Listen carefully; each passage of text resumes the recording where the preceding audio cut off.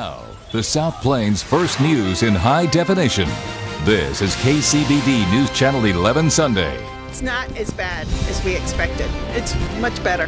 Pandemonium, pretty much. It's kind of crazy.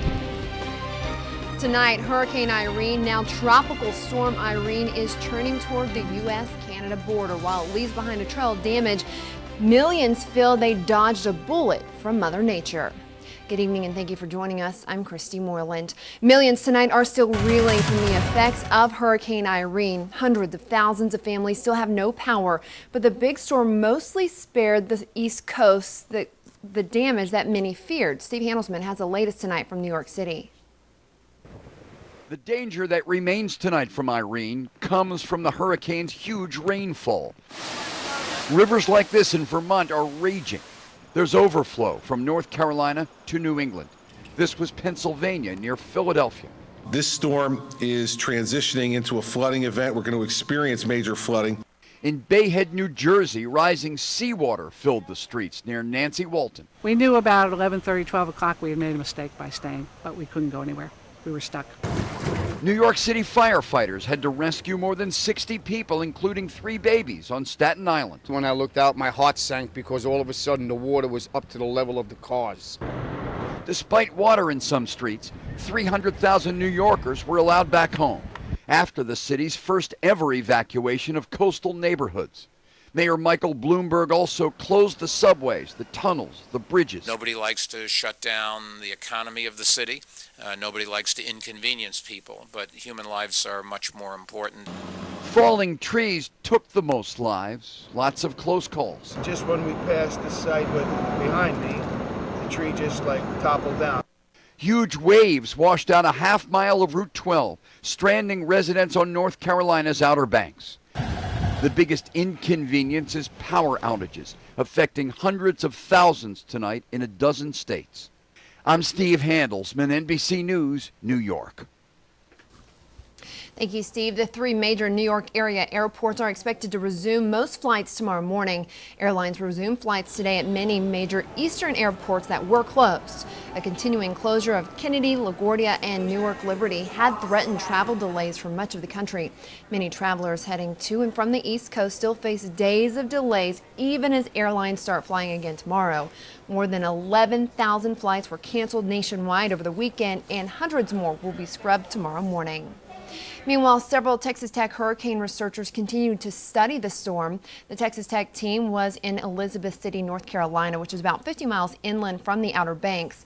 The team had some trailer trouble today, and 3 of the probes were stranded by blocked roadways, but they are gaining valuable information. They set up probes from the Outer Banks of North Carolina to the Virginian coastline to sample wind speed, direction, temperature, and other data.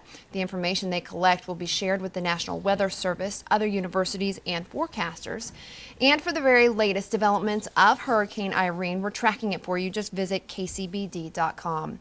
A completely different story here at home as we broke a record high for today's date. So how hot did it get? Well, let's check in with Carrie for that. Yeah, Christy, it hit 103 degrees today, so that breaks the old record of 100 set in 1943. Another record goes down across West Texas and the South Plains area. Now, we have some showers and thunderstorms showing up to our north. So we look at Super Doppler HD3 to start us off tonight, and you'll notice that we have storms that have developed along a weak boundary across the Panhandle and eastern New Mexico. They are moving to the south, so I'm optimistic that northern sections of the South Plains will see a chance of rain overnight tonight.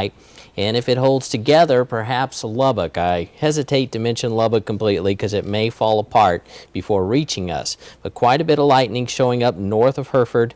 If you're in the Muleshoe area, you can probably see lightning to your north, and quite a bit of that activity moving to the south. So we hope it holds together. Best chance of rain, Muleshoe to Olton and Plainview, and perhaps Lubbock overnight. Instant data, we want to show you the current temperature. It is sitting at 89. Our daytime high was 103 at the airport, and again, that is a new record.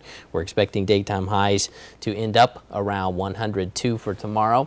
As we can take a quick look at our currents at the airport, it's 92 there, and the humidity 17%, and there's your forecast 100, possibly another record tomorrow afternoon. Christy. Okay, thank you for that, Gary.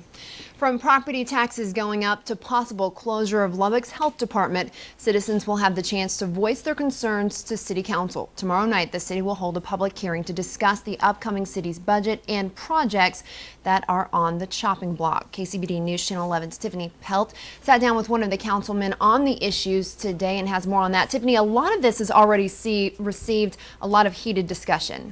That's right, Christy. The new budget will go into effect in 2 months, and while citizens won't be able to change everything like property taxes going up, they will be able to share their thoughts on how the council should use a multi-billion-dollar budget. I'd like to see a lot of folks there. Over the next few weeks, Councilman Paul Bean and the others will be making some tough decisions about next year's budget. The city bus issue, the health department issue, those are just two of the many issues that we'll have discussions on between now and the adoption of our new budget on October 1st. Just recently, the city proposed to cut the city bus funding, cutting back on the amount of routes. After angry bus riders voiced their opinion last week, leave it alone. If it ain't broke, don't fix it. Bean says they're looking into other options. I think right now we're looking at trying to find a few extra $100,000 to make sure the buses run on a 30-minute schedule in the mornings and in the afternoons. As for the health department, it will stay open for another 3 months before the city makes a final decision on whether to close it down and outsource its programs. Continue to talk about things like STDs and talk about immunizations. All of those things are continuing in discussions. But city programs aren't the only ones losing money. It's my understanding that our water rates are going to go up. I've not decided how I will vote on those water rates. And after an election months ago, voters decided to increase property taxes to fix roads and build new fire stations. Bottom line, Bean says if you want to see changes, he wants to see you there tomorrow night. Your television station recently ran a poll that said more than half the voters would be interested in paying more taxes to support the health department. And so I'm interested to see how many folks are going to show up tomorrow night at 6 o'clock and ask the City Council to raise their taxes. Again, the hearing will be tomorrow night at 6 at City Council's chambers, and you can actually sign up to speak there at the meeting. We'll be sure to have a crew there tomorrow to bring you the very latest. Christy? Okay, thank you for that report, Tiffany.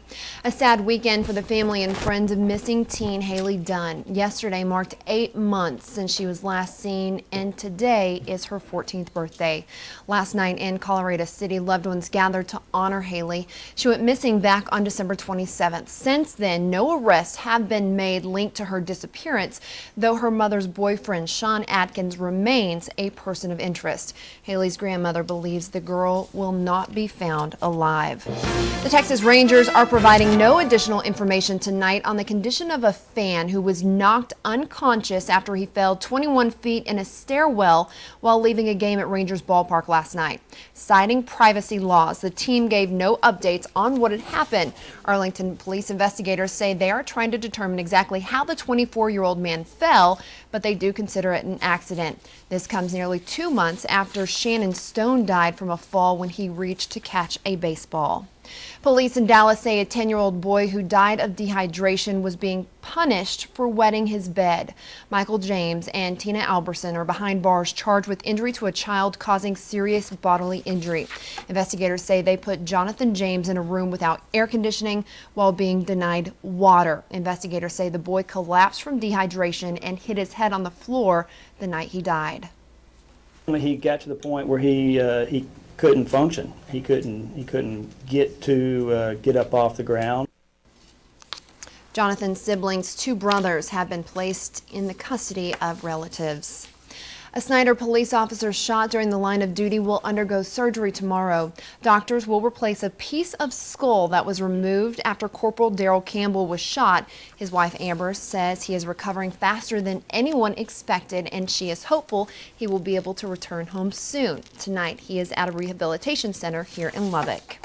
It was a record-setting night at Caprock Winery. This year's 20th annual Jackie Pierce Charity Classic Golf Tournament was a huge success, and this evening, United Supermarket presented the proceeds to Lubbock Area United Way. It's a check for $210,000. Thanks to all. The 2-day event started in 1992 and raises money for charities in Lubbock and across the area. for the last several years now, our 14 United Way organizations that serve the United Supermarkets trade area all the way from Dalhart to Dallas have been the beneficiary of this tournament, and we were proud tonight to be able to present a check collectively for $210,000 to those 14 United Way organizations. The tournament started today and continues tomorrow at the Lubbock Country Club.